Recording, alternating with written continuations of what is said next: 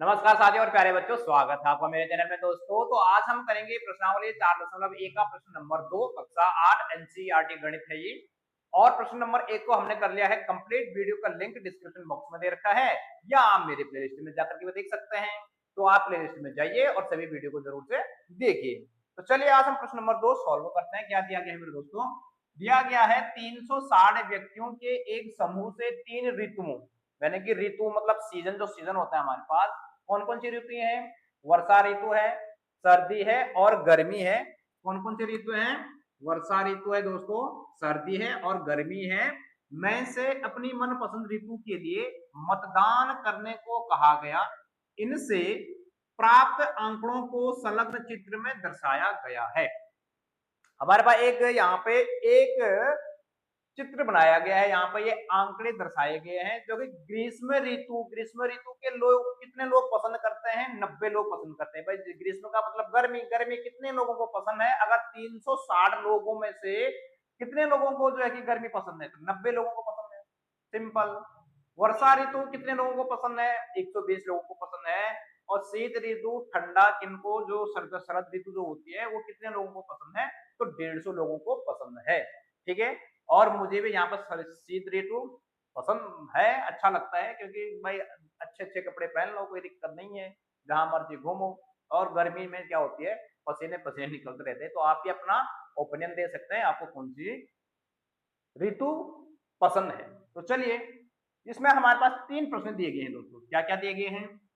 कि किस ऋतु को सबसे अधिक मत मिले? तो यहाँ पर तो ये कोई क्वेश्चन ही नहीं है। क्यों ये क्वेश्चन दे रखा है मेरे समझ में नहीं आता है।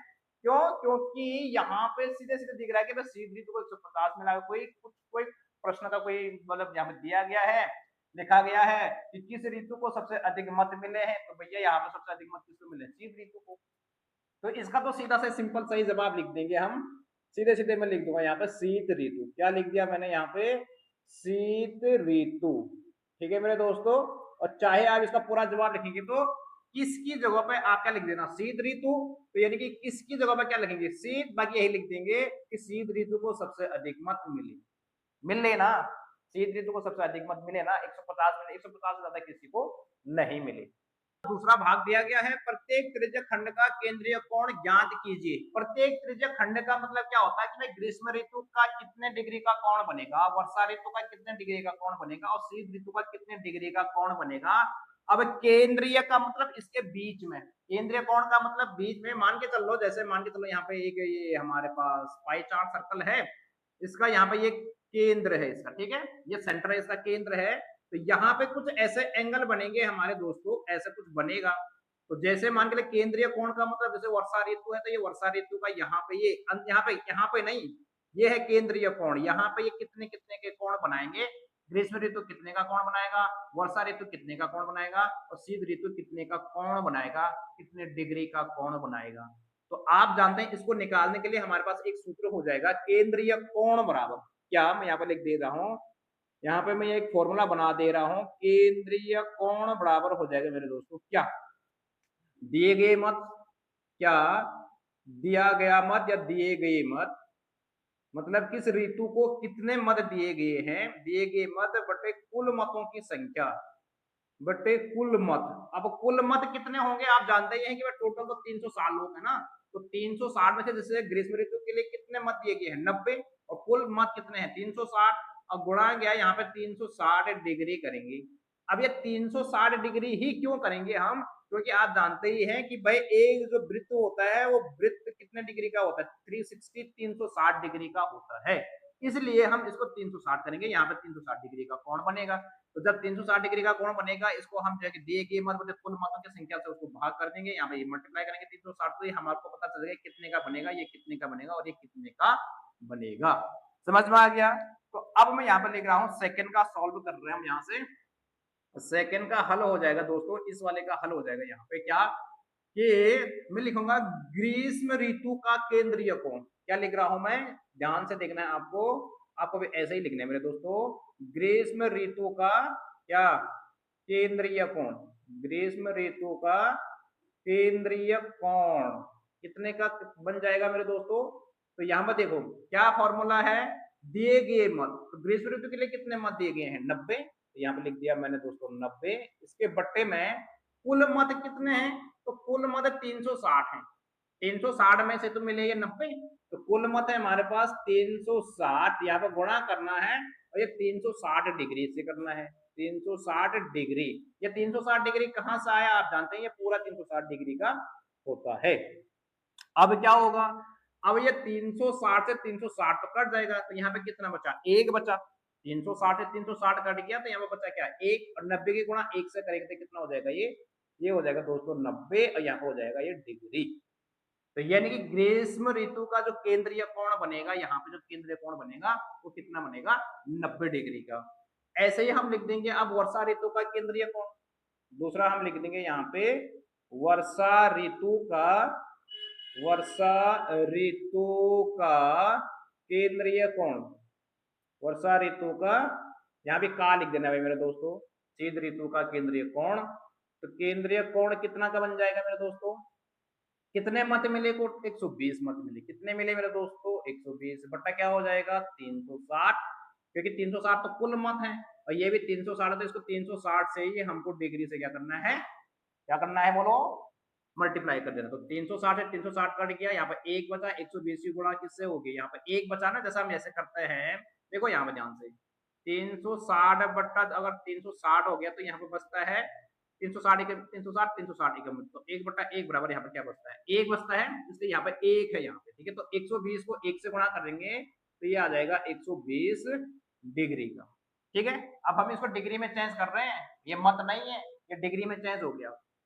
और लास्ट तीसरा है हमारे पास शीत ऋतु का, क्या, शीत ऋतु का, शीत ऋतु का केंद्रीय कोण कितना का बनेगा भाई दोस्तों, शीत ऋतु का जो केंद्रीय कोण बनेगा उसको मैं यहां से कर दे रहा हूं, कितने का बनेगा शीत ऋतु का, कितने मत मिले हैं 150, तो 150 बटा कुल कितने मत हैं 360 और गुणा गया 360 डिग्री, तो इसका भी तो यही हो जाएगा क्या, 360 से 360 कट गया, 150 की गुणा एक से करेंगे तो कितना मत बन जाएगा, ये 150 डिग्री का बन जाएगा। साथियों यहाँ पे प्रश्न नंबर 2 का तीसरा भाग दिया गया है, इस सूचना को दर्शाने के लिए एक पाई चार्ट खींचिए, इस सूचना को दर्शाने के लिए जो हमने एक दूसरे भाग में निकाला था, ये त्रिज्य खंड का केंद्रीय कोण निकाला था, वो यहाँ पे मैंने लिख दिया है, हमारे पास ये तो मत है पहले से ही, लेकिन हमारे पास जो दूसरा भाग का आया था उसमें जो केंद्रीय कोण आया था वो ग्रीष्म ऋतु का 90 डिग्री, वर्षा ऋतु का 120 डिग्री और शीत ऋतु का 150 डिग्री आया था, तो इसी को अब हमको इस पाई चार्ट में दिखाना है, यानी कि इस पाई चार्ट में दर्शाना है। तो सबसे पहले आप क्या करेंगे, एक प्रकार को लेंगे, प्रकार को जो है कि यहाँ पे एक वृत्त खींच देंगे, क्या करेंगे एक वृत्त खींच देंगे, जैसे मैंने यहाँ पे इसको खींच दिया है, ठीक है, इससे ये जो है कि बोर्ड पर नहीं खींचा जाएगा लेकिन आपकी कॉपी में इससे आसानी से खींच जाएगा। उसके बाद आपको क्या करना है, यहाँ पे एक सेंटर बिंदु लेना है, केंद्रीय बिंदु, यहाँ पे जो वृत्त का क्या होता है केंद्रीय बिंदु होता है, उस पर यहाँ पे आपको जो है कि एक डॉट लगा देना है। उसके बाद आपको क्या है स्केल या रूलर का यूज करना है और यहाँ पे एक सीधी लाइन खींच देनी है, ठीक है, चाहे इधर को खींच लो चाहे उधर को खींच लो, ठीक है, तो यहाँ से एक लाइन हम यहाँ पे एक रेखाखंड यहाँ से यहाँ तक एक त्रिज्या इसको बना देंगे, यानी कि ये होगी हमारी वृत्त की त्रिज्या, ठीक है, इस वृत्त की एक त्रिज्या होगी। अब हमको जो है कि इस ऋतुओं के हिसाब से कितने कितने डिग्री का कोण बन रखा है वो हमको इसमें क्या करना है दर्शाना है। तो यहाँ पे देखिएगा ग्रीष्म ऋतु का कितने डिग्री का केंद्रीय कोण कितने का बना, 90 डिग्री का बना, तो इसके लिए हम 90 डिग्री का इस्तेमाल करने के लिए 90 डिग्री का कोण बनाने के लिए किस चीज का इस्तेमाल करेंगे, इसका डी का इस्तेमाल करेंगे, इसको चंदा भी बोलते हैं या डी भी बोलते हैं, तो इसका इस्तेमाल करेंगे। अब 90 डिग्री का कोण कैसे बनाएंगे, इसको ठीक इसके बीच में रखेंगे मेरे दोस्तों, यहाँ पे इस लाइन से लाइन मिलानी पड़ेगी आपको, ठीक यहाँ पे जो ये वाली लाइन है इस वाली लाइन को यहाँ इसके बराबर में रखना है।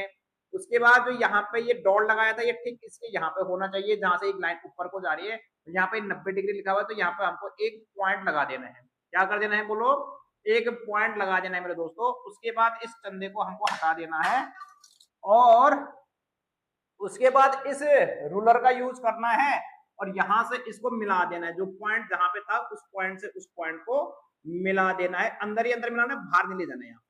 तो ये बन गया हमारे पास कितने डिग्री का, ये बन गया दोस्तों हमारे पास यहाँ पे मिट गया है, ये बन गया हमारे पास 90 डिग्री का, कितने डिग्री का बन गया, ये 90 डिग्री का। और ये है क्या, तो ये 90 डिग्री का हमारे पास ग्रीष्म ऋतु। तो यहाँ पर मैं लिख रहा हूँ, यहाँ पर लिख दिया मैंने, इसका क्या लिख दिया दोस्तों मैंने, ग्रीष्म ऋतु। ये ग्रीष्म ऋतु का बन गया है कौन, ठीक है।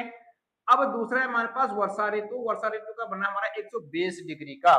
तो आपको फिर क्या करना है, देखो गलत मत करना, ये जो ये चांद है, ये चंदा है, इस डी है, इसको यहाँ पर रखना है दोस्तों, यहाँ पर, ठीक। कहाँ पर रखेंगे, इसको ऐसे में रख दो।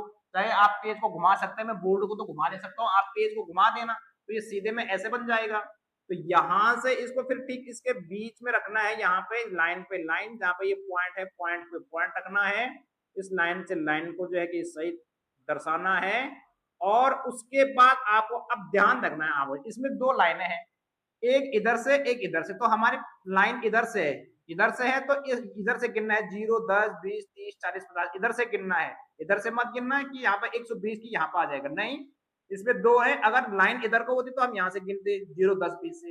ये लाइन इधर से है तो इधर से गिनेंगे 0 10 20 से। यहाँ पर 120 डिग्री, कितने का, 120 डिग्री। तो 120 डिग्री कहाँ पे आ रहा है, 120 डिग्री आ रहा है दोस्तों यहाँ पे, ठीक है। यहाँ पे 120 डिग्री है।